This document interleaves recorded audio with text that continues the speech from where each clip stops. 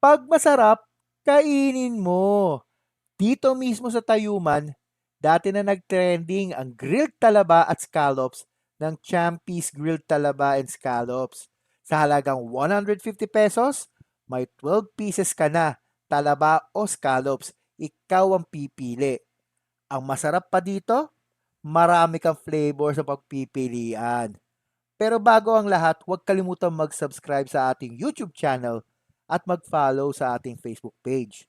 Kaya ano pa inaantay nyo? Tara, lamon na. At eto na nga, no, yung after ng mahaba-habang ihawan. Actually, saglit lang to ihawin eh.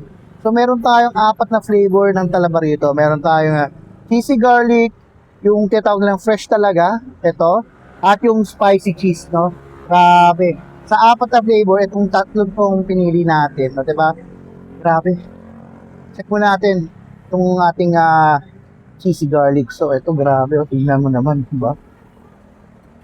Subukan natin.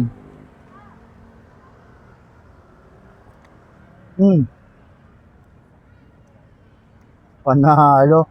At ang nanunot yung garlic, ang sarap, di ba?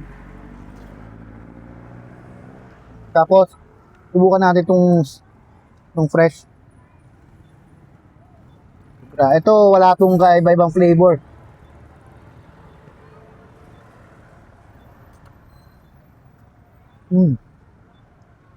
Ang grabe.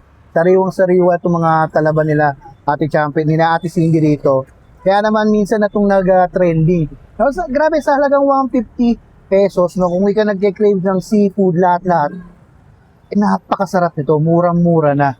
Kaya ano pinantay nyo? Kung nandito lang kayo sa area ng Tayuman, dayuhin nyo na to at kita-kita sa susunod na lamon.